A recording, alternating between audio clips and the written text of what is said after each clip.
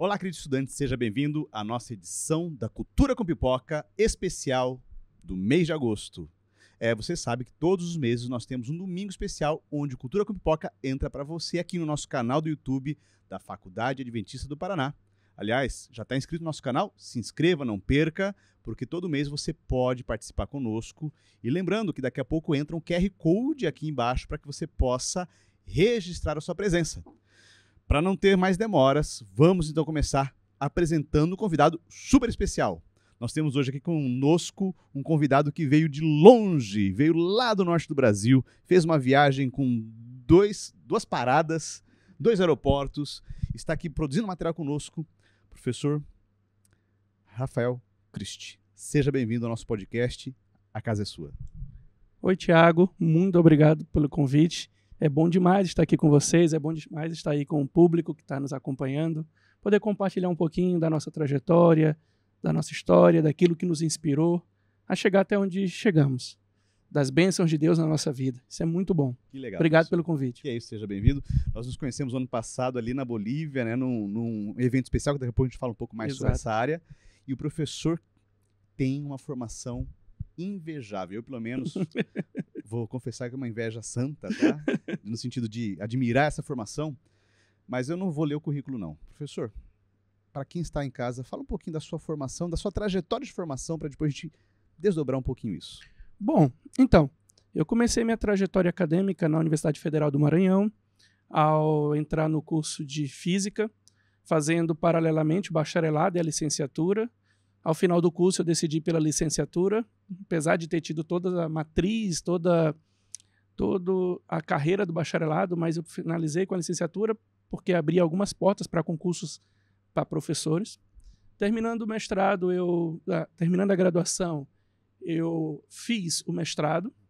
E antes disso, acho interessante citar que eu entrei na educação adventista, passei 2 anos sendo professor da escola adventista, aí decidi entrar no mestrado. Fiz o mestrado em Teoria Quântica de Campos, na mesma universidade, Universidade Federal do Maranhão. Depois do mestrado, eu fiz o concurso para professor do Instituto Federal do Maranhão, entrei, e após 4 anos ali, eu decidi seguir para o doutorado, que era o meu sonho. É interessante, Thiago, que desde o início, desde a graduação, eu já tinha como projeto de vida que eu queria ser doutor na área de física. Então, aí eu fui realizar o meu sonho, e fiz o meu doutorado na área de cosmologia na Universidade de São Paulo, na USP, lá na capital. E foi uma experiência fabulosa, desafiadora, mas muito edificante. E hoje voltei, terminei o meu doutorado em 2019, voltei e estou lá como professor da Universidade, do Instituto Federal do Maranhão, trabalhando, contribuindo e ajudando lá e um pouco fora aí com esses projetos. Como disse o professor, eu admiro essa formação, mas sobretudo esse doutorado.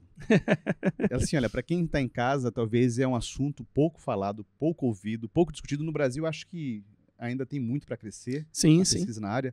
Mas por que, lá no doutorado, cosmologia? Explica um pouquinho o que é a cosmologia e por que escolher essa área. Bom, essa é uma pergunta muito boa e eu gosto muito de responder ela. Já respondi algumas vezes, mas me satisfaz porque tem muito a ver com a minha identidade, com aquilo que eu sou. E ela tem uma ironia um trajeto não tão retilíneo, um trajeto um pouco sinuoso. Por quê? Porque é o seguinte, eu decidi fazer física desde o ensino fundamental, e eu digo isso para os meus alunos. Eu nunca passei pela neura de não saber o que fazer no vestibular, no Enem, né? Eu fiz vestibular na época ainda. Eu nunca tive isso, porque desde sempre eu quis fazer física.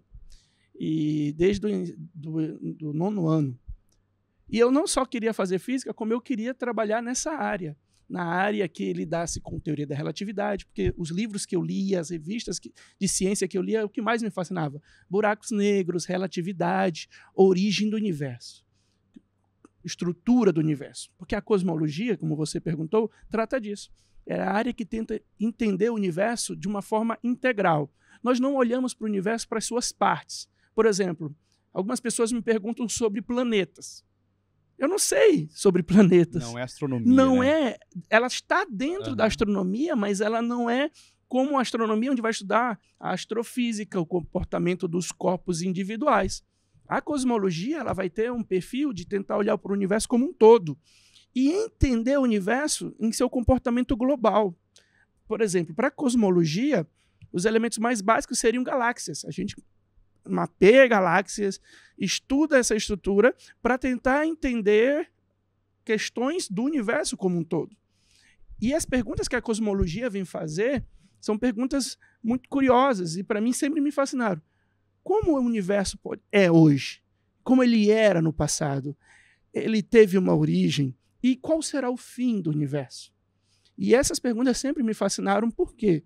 Porque elas também vão tangenciar outra coisa que eu gosto muito, que são questões filosóficas, questões que têm a ver com o significado último da realidade. Isso sempre me atraiu. Então, a cosmologia ela tem a física, a relatividade, ela tange questões teóricas, filosóficas, e tudo isso me fascinava. Porém, quando eu comecei a fazer física, aconteceu alguma coisa curiosa. Eu me converti. Então, no 2º ano da faculdade, eu me converti à visão adventista. E quando eu entrei e aprendi sobre o criacionismo, num primeiro momento, o que me foi passado e o que eu entendi é que o criacionismo ia de encontro à visão cosmológica do Big Bang, por exemplo. E eu disse, então, será que eu vou querer entrar no meio desse embate? E eu passei a questionar meus interesses pela cosmologia, que eu já tinha desde sempre. E aí, durante a graduação, eu estava tomando a decisão, não vou para a área da cosmologia.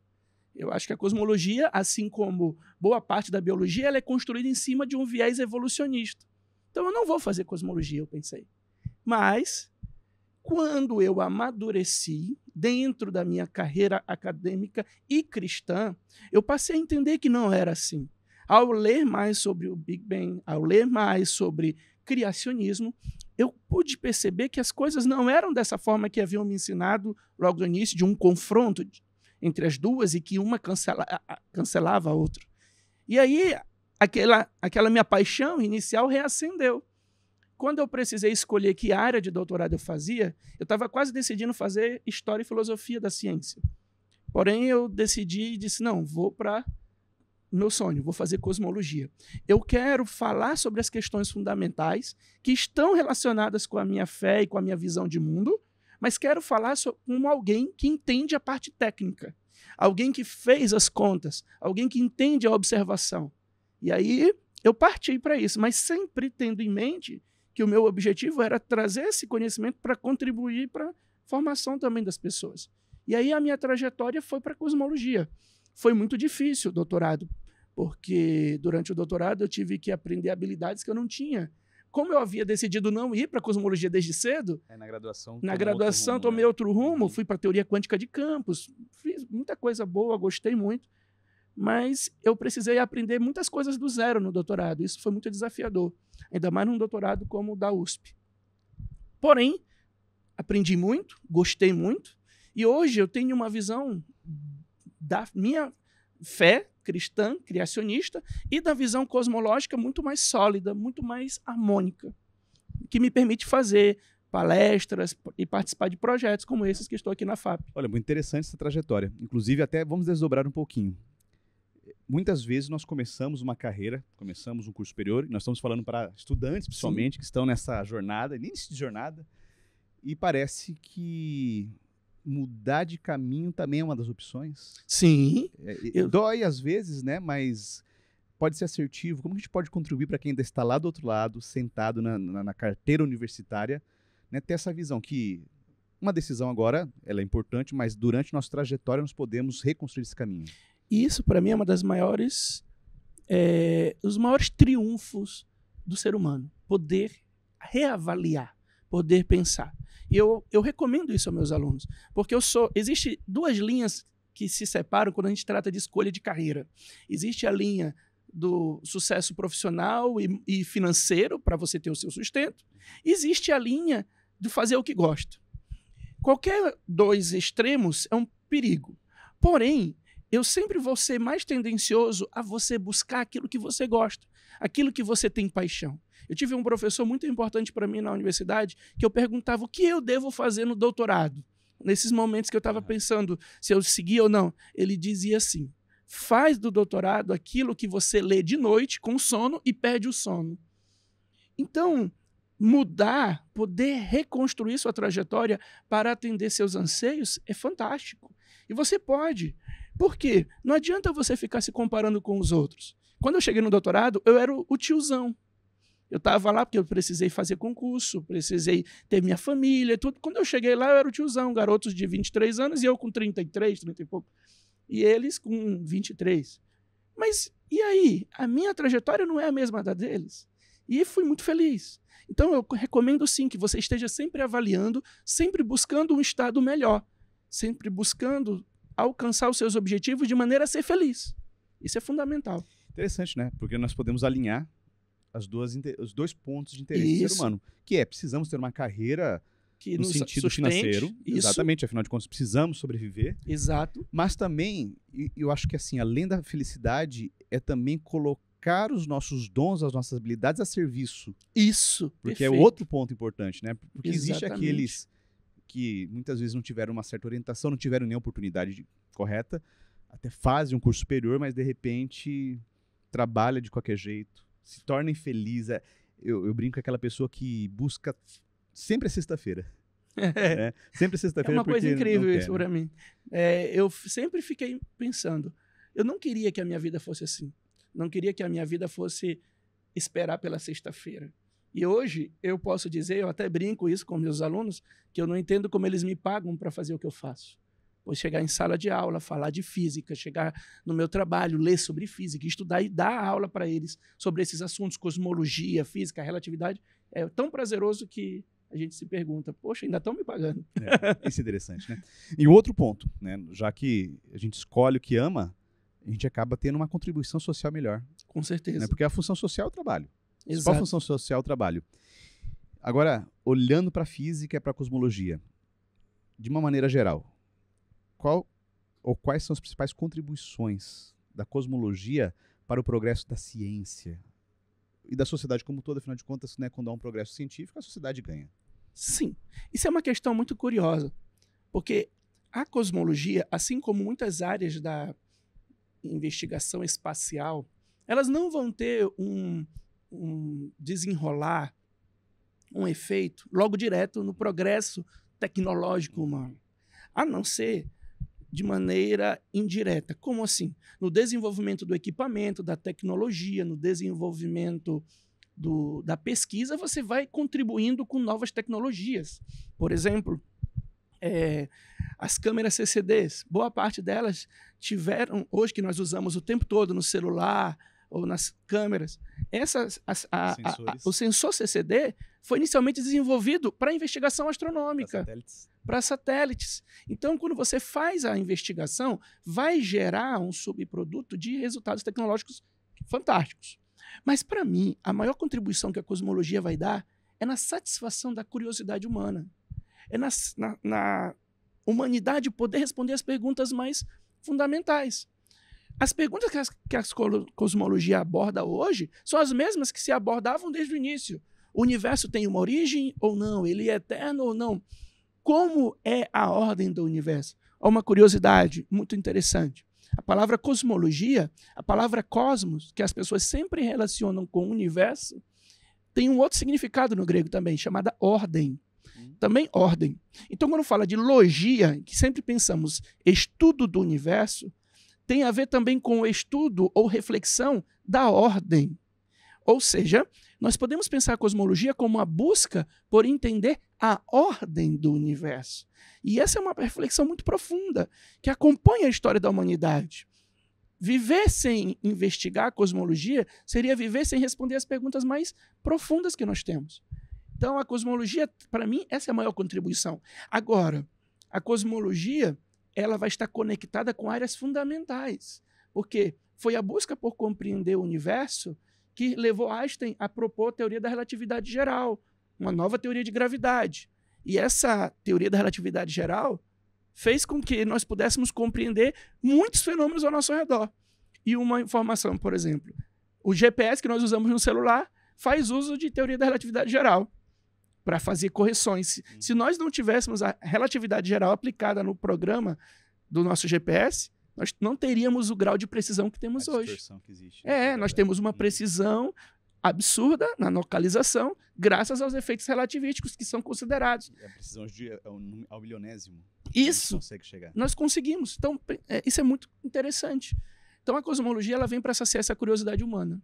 E, por si, a própria pesquisa vai desenvolvendo vários outros aspectos que contribuem para a humanidade. Entendeu? Muito legal. Muito interessante. Isso porque no Brasil parece que é uma área ainda que engatinha.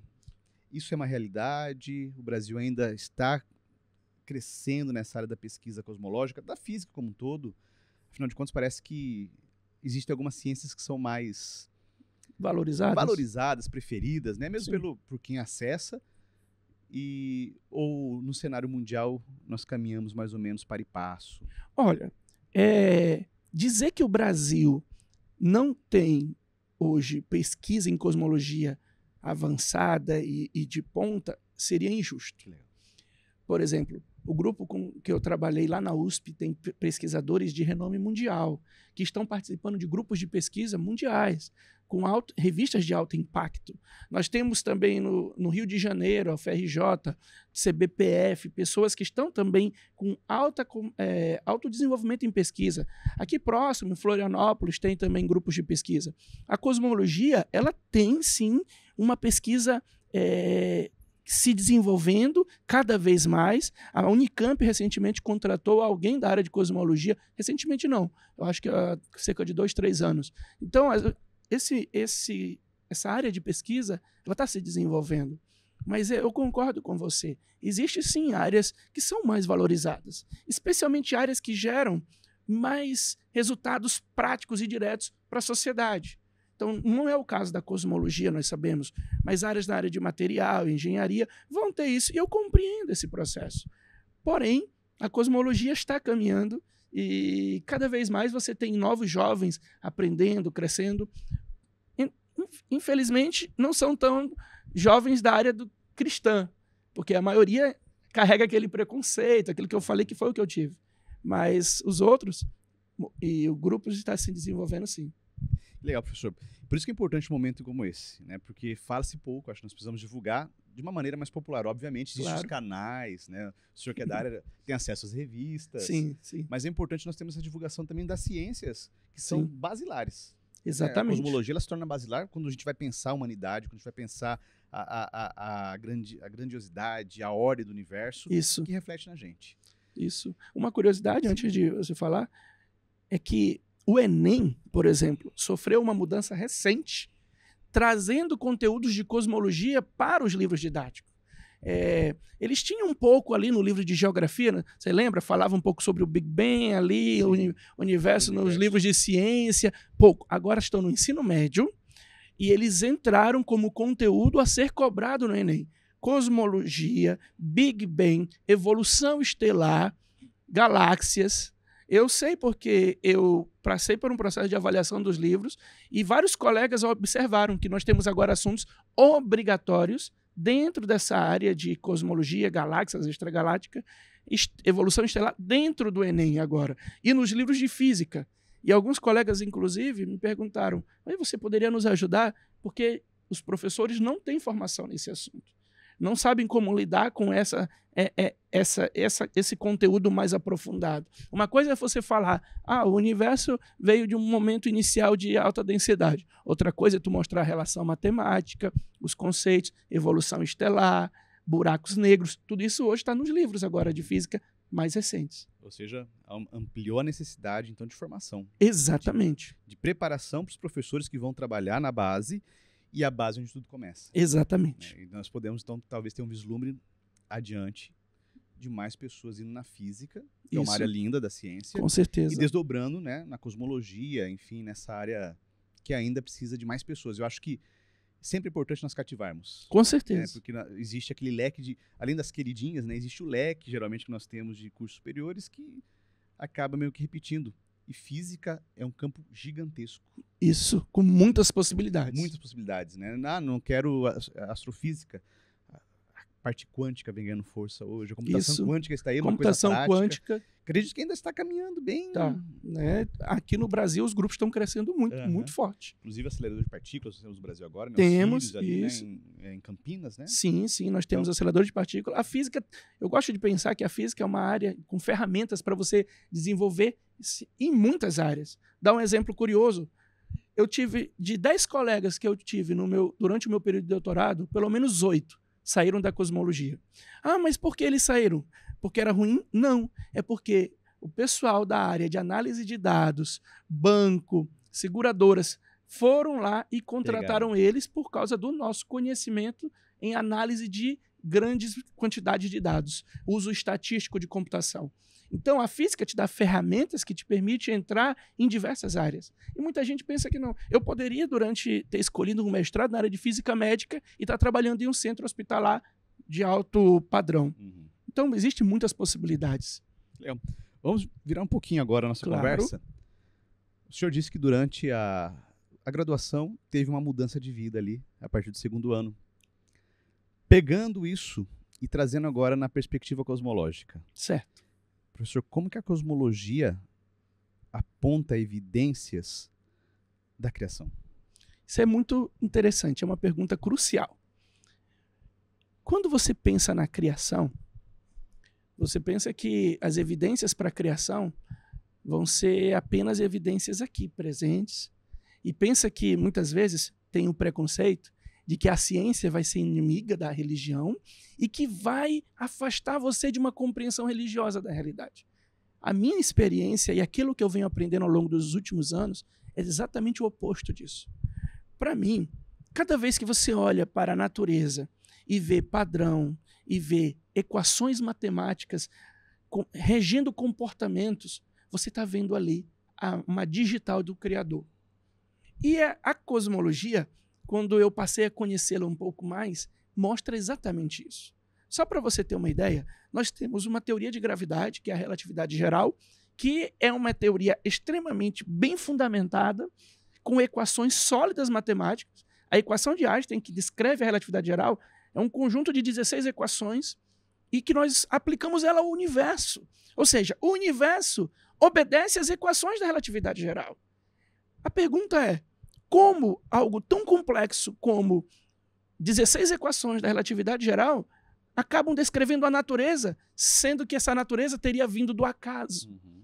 Então, quando eu estou a estudar cosmologia, quando eu estou a investigar na pesquisa, eu estou cada vez mais estudando a obra de um criador minucioso, inteligente. Nesse sentido, a cosmologia está mais e mais alimentando a minha fé. E é isso que eu aprendi. Quanto à questão do Big Bang, por exemplo, que... Essa seria a minha próxima pergunta, então já vamos avançando. É a pergunta do Big Bang, porque falar de cosmologia é falar do Big Bang. Porque a cosmologia moderna, ela cresce sobre a plataforma do Big Bang. Dizer que a cosmologia moderna é Big Bang é um exagero. E dizer que o Big Bang separado da cosmologia, não. Nós construímos hoje um modelo cosmológico padrão em cima da visão do Big Bang. E por quê? Porque o Big Bang ele vem como resultado de uma convergência de desenvolvimento observacional e desenvolvimento teórico.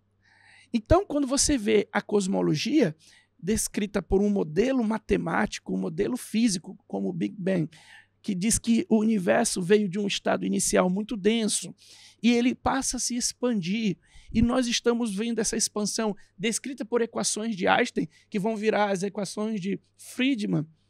Você está vendo o Criador. Você está vendo eu gosto de dizer, as assinaturas do Criador, as digitais do Criador. Porque o universo está se comportando segundo equações matemáticas. E não segundo uma teoria caótica. Caótica, Sem ordem. Sem ordem. Não é uma coisa aleatória. É uma coisa que descrita por equações matemáticas. E equações matemáticas, para mim, eu gosto de dizer, é a maior linguagem da existência de Deus. Porque como eu posso abrir um livro, olhar uma regra ortográfica, uma regra semântica, letras ordenadas, tirar a informação dali e afirmar que esse livro não teve um autor? E nós fazemos tudo isso na ciência, ao ler as leis da natureza na ciência, que é o que a cosmologia e a física fazem.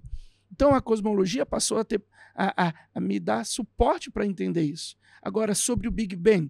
O Big Bang, ele vem, algumas pessoas pensam, ele vai falar que o universo veio sem Deus. Não, ele não fala disso. Primeiro que o Big Bang não explica a origem do universo. Isso é um erro, é uma das fake news mais espalhadas. Então, lá, por favor, repita isso para a gente poder o registrar. O Big Bang não explica a origem do universo. Ok. Tá. Ele não diz como o universo se tornou. Ele diz que o universo era um estado muito denso, uma singularidade ali muito densa, e que aquele estado passou a expandir. Isso.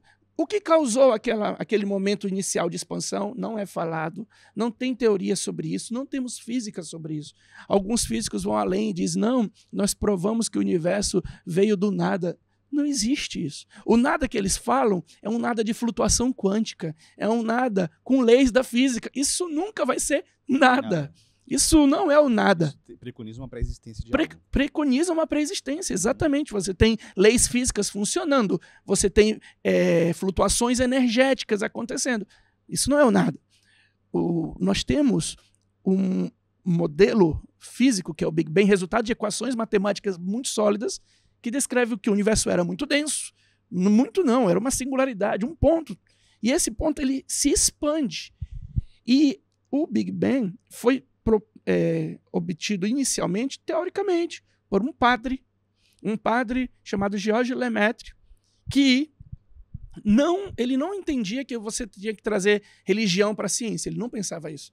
Pelo contrário, ele tem uma frase que eu gosto muito, que eu quase coloquei na minha tese de doutorado. Ele dizia assim: há 2 caminhos para você encontrar a verdade.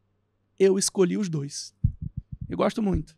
Ele falando sobre o caminho da religião e o caminho da ciência. Porque ele realmente era padre. Ele realmente cuidava da igreja, ao mesmo tempo que fazia doutorado no MIT. E ele resolveu as equações de Einstein e mostrou que o universo poderia estar num ponto muito denso, que ele chamava de átomo primordial, e esse universo se expandiria.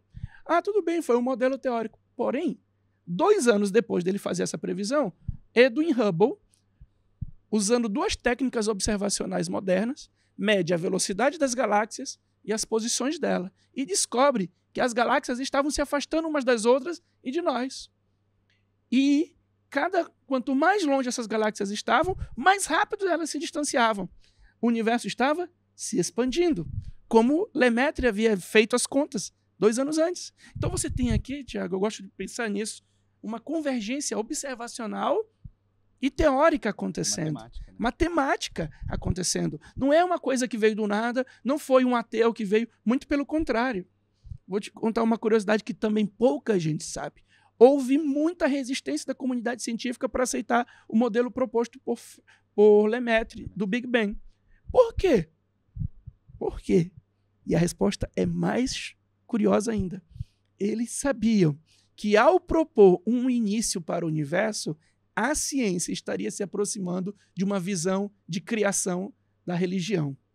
E eu tenho...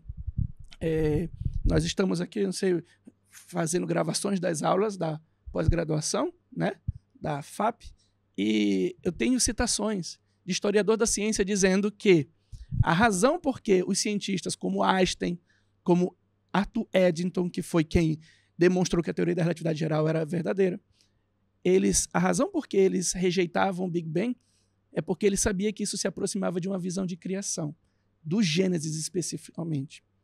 E hoje nós temos um revés, porque nós temos grupos de religiosos que são opositores ferrenhos ao modelo do Big Bang por julgar que ele nos afasta de Deus. Sendo que os cientistas no início pensavam que queriam afastar o Big Bang por entender que ele nos aproximava de uma visão religiosa. E o que aconteceu? Os cientistas, com o desenvolvimento das observações, convenceram-se da veracidade do modelo do Big Bang, e nós hoje estamos, às vezes, indo contra, por muitas vezes não conhecermos esse modelo e a fundamentação dele. Acho que um dos principais motivos é a questão da escala temporal. Sim. Porque nós, muitas vezes, quando olhamos para o Gênesis, achamos que o Gênesis está falando do universo. E quando você faz um estudo do Gênesis, percebe que o foco do Gênesis nunca foi o universo. Na cultura hebraica, o que está ali, o texto, é falar sobre a Terra, a formação da Terra. O único ponto que pode falar sobre o universo, e eu pessoalmente entendo que fala, é quando é dito na primeira frase do livro de Gênesis. No princípio, Deus criou os céus e a terra. A expressão céus e terra é conhecida como merisma, que é uma forma, no hebraico, de pegar polos, de uma extremidade, você pega os polos para falar do todo. Aí diz, os céus e terra são extremidades, aí você fala do todo. Então, o universo, tudo, a realidade foi criada no princípio. A terra, porém, estava sem forma e vazia, e Deus começa agora a trabalhar a terra. Então, ali nesse primeiro verso, a gente tem um ΔT indeterminado. Isso, tem um ΔT indeterminado. Nós temos outro momento, Hebreus 11, vai falar que aquilo que Deus criou tudo a partir da sua palavra, e o que passou a existir veio do que não existia, do que não era visível.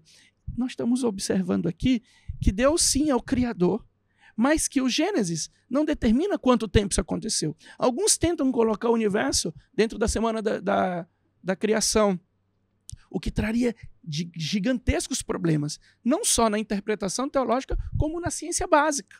Então, nós só devemos colocar ali o contexto correto. Os 6 dias diz respeito à terra. A terra. A terra. Isso ninguém discute. A terra. Exatamente, isso ninguém discute. Então, agora, quando se pensa, e no princípio aquilo ali é a terra, alguns teólogos até pensam que no princípio tem a ver com a terra, mas eles são cautelosos o bastante sábios para dizer, não se fala sobre o universo, não implica que o universo tenha a mesma idade da terra. Alguns outros já querem incluir, e aí trazem com eles um monte de problema. Por exemplo, problemas teológicos básicos que nós, da visão adventista, temos. Se encararmos o universo ali, nós entendemos que, no livro de Jó, que as estrelas e os anjos ficaram felizes ao ver a criação sendo feita. Bom, se as estrelas e os anjos ficaram felizes, como é que eles foram criados juntos? Já existia. Ele já existia. Então, existem esses problemas. Mas, assim, quando você compreende bem o Gênesis e compreende a cosmologia moderna, você vê uma coisa linda, uma harmonia e uma contribuição. E só para eu fechar esse momento, uma outra contribuição que a cosmologia traz é para um dos argumentos mais fortes para a existência de Deus, o argumento cosmológico, que diz que tudo que passa a existir tem uma causa. O universo passou a existir, logo o universo tem uma causa. O Big Bang hoje é o argumento mais forte para defender que o universo tem um início. E se ele teve um início, tem uma causa. E essa causa não pode fazer parte do universo. Ela não pode ser material, ela não pode estar presa ao tempo, ao espaço. Essa causa tem que ser além do espaço, do tempo, ela tem que ser além da matéria e poderosa o suficiente para fazer criar tudo.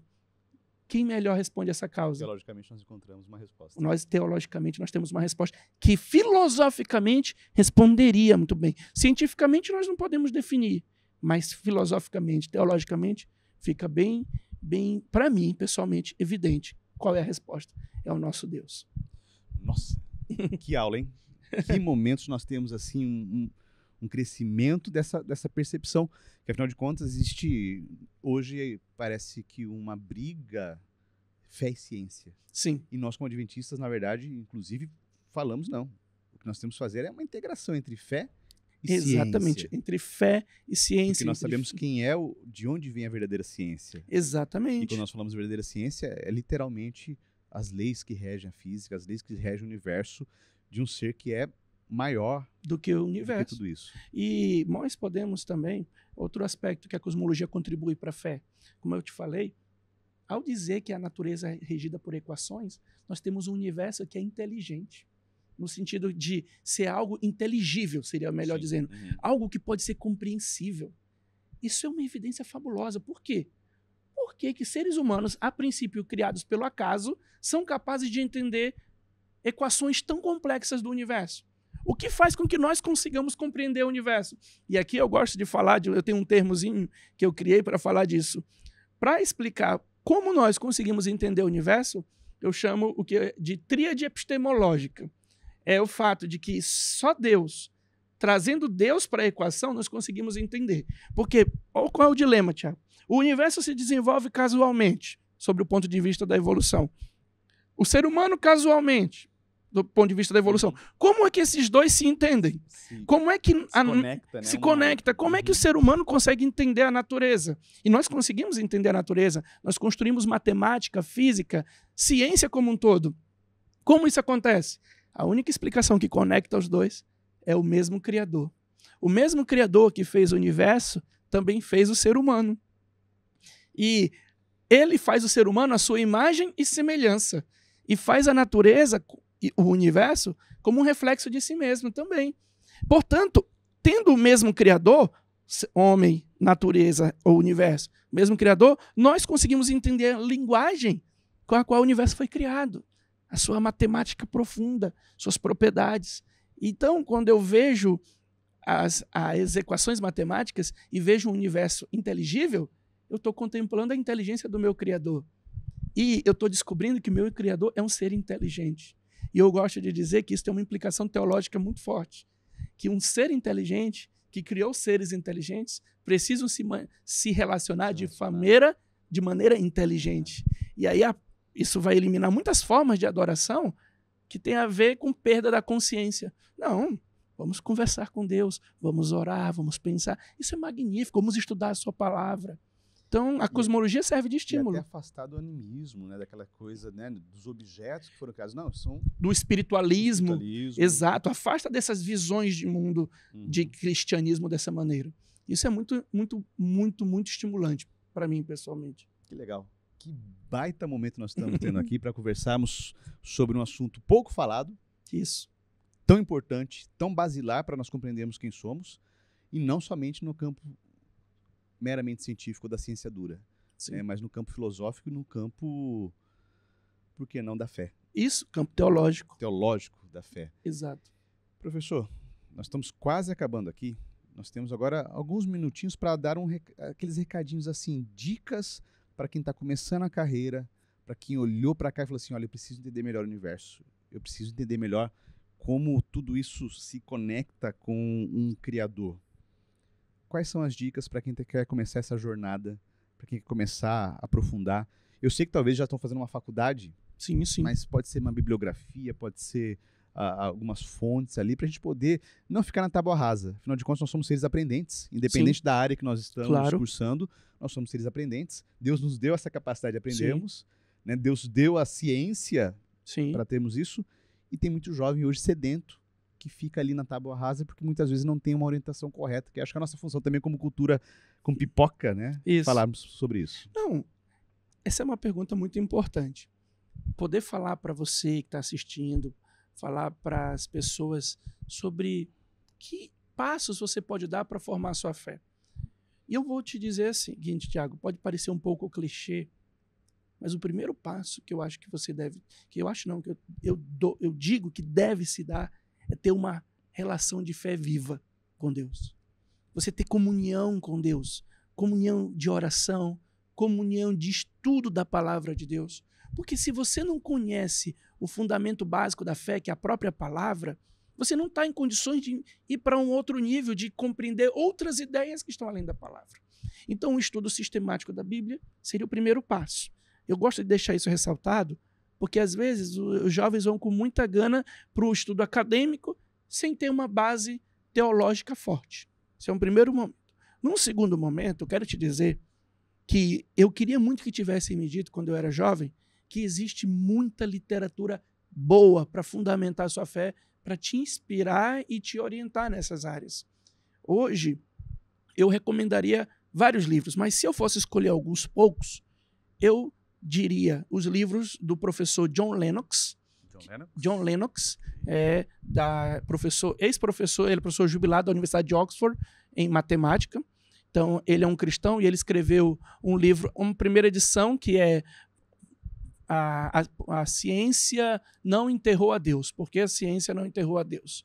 E aí virou uma nova edição agora, que ele mudou o título. Se eu não me engano, Pode a Ciência Explicar Tudo? Ele tem um livro fantástico. Com esse livro você vai ver de biologia a física, universo, cosmologia. Ali, as minhas palestras tiram muitas citações desse livro. Outro livro, ele tem 2 livros que eu recomendaria, que é esse e um mais fininho, que dizem que é um resumo do outro. Eu recomendaria também o livro do William Craig. Existe um livro chamado Em Guarda. Nesse livro tem 2 capítulos muito bons para quem quer falar sobre o universo, que é o capítulo sobre a importância de haver um início, que eu uso muito nas minhas palestras também, e o ajuste fino do universo, que é o fato que a cosmologia, eu até esqueci de mencionar, ela demonstra que o universo ele é muito bem ajustado a certas condições para que ele seja quem é hoje. Se ele fosse um pouquinho diferente, o universo e a realidade desmoronariam. A configuração do universo seria outra? Exatamente, não teria. E é tão interessante esse ponto que quem não quer defender a fé cristã precisa incorrer para uma outra teoria que não tem prova nenhuma, que é a teoria do multiverso. E dizer que o nosso universo é aquele que deu a sorte de ser assim. E existem vários outros que não são assim. Então nós estamos no universo da sorte. Mas não tem base científica nenhuma para essa crença. É só uma motivação para evitar o ajuste fino do universo. Esse detalhe que não tem uma explicação naturalista. Exatamente. Exato. Então, se você lê William Lane Craig, John Lennox, outra leitura da Nancy Pearcey, é uma escritora cristã, ela escreveu um livro que para mim é fantástico, chama-se A Alma da Ciência, que vai mostrar para você algumas fake news da história da ciência, que, por exemplo, o embate entre ciência e religião, que hoje é tão propagado, isso é uma grande fake news que nós sentimos os efeitos dela até hoje. Isso foi propagado através de 2 livros que tentaram criar essa guerra entre ciência e religião, que não tinha. Para os cientistas, pais da ciência, fazer ciência e fazer religião era uma coisa que eles viam como uma coisa só. Era a relação deles com o Criador. Isaac Newton, Johannes Kepler, Galileu Galilei e vários outros. Mas criou-se essa ideia. E a Nancy Pearcey mostra como o desenvolvimento da ciência moderna se deve muito ao cristianismo. Se deve muito à visão cristã que nós tivemos. Você falou, por exemplo, sobre sair do espiritualismo. Sem o cristianismo, a visão de mundo que a Europa tinha era em cima de misticismo. E o místico, ele olha a natureza como permeada por espíritos. É a visão cristã que exorciza a natureza de espíritos, que coloca Deus como criador e que faz com que as pessoas vão investigar a natureza. Ela serve como motivador. E esse livro, A Alma da Ciência, mostra isso. Isso é um ponto interessante, né? Que muitas vezes se perdeu na história, que na verdade a ciência ela está como fruto de uma visão cristã. Exatamente. Exato. Isso é interessante. Esse livro, A Alma da Ciência, fala disso. Então, eu destaco esses. Para melhorar a argumentação e a compreensão da sua fé, os livros do C.S. Lewis, como o Cristianismo Puro e Simples, você pode abordar. E, por fim, eu terminaria com o autor Alistair McGrath. Ele hoje é professor de teologia e evolução das ideias em Oxford, mas já foi professor lá de bioquímica, doutor em bioquímica, foi para a área da teologia, e ele é altamente respeitado. Tem um livro específico dele só sobre o ajuste fino, e ele escreve muito sobre essa relação ciência e religião. Então, os materiais estão aí. É só estender a mão, ler, tendo estudado a Bíblia antes, e poder entender que a verdadeira ciência e a verdadeira religião se encontram, se harmonizam. Afinal de contas, o mesmo autor da natureza é o autor da Bíblia. Então é isso. Que maravilha. Professor, infelizmente, tudo que é bom tem que acabar. Estamos chegando no final do nosso podcast. Quero agradecer ao professor Rafael pela presença. Muito obrigado. Estamos passando uma semana aqui aprendendo muito, gerando muito material. Que Deus abençoe seu ministério. Opa, muito obrigado, cientista, né, como aquele que estuda a palavra. E seja sempre bem-vindo aqui. Aqui é sua casa também. Opa, muito obrigado. Obrigado a você, obrigado a vocês que estão nos acompanhando. Espero que vocês possam trilhar uma caminhada sólida, conhecendo o Deus, que é o Deus do universo, que é o Deus da Bíblia, e se relacionando com Ele integralmente, mente e coração. Deus os abençoe. Para você que nos acompanhou, muito obrigado. Lembrando que nós temos o QR Code, você tem 24 horas para registrar a sua presença. E mais do que isso, você não faz parte do nosso grupo da FAP, mas quer fazer parte, busca as nossas redes sociais. Você consegue ver na descrição do vídeo o nosso link para acessar. Teremos vestibular, afinal de contas aqui nós buscamos conhecimento em todas as áreas. Afinal de contas, o conhecimento nos conecta com o nosso Criador. Se você quer conhecer mais sobre o Criador e sobre ciência, vem para a FAP, aqui é o seu lugar. Um forte abraço e até o mês que vem no Cultura com Pipoca.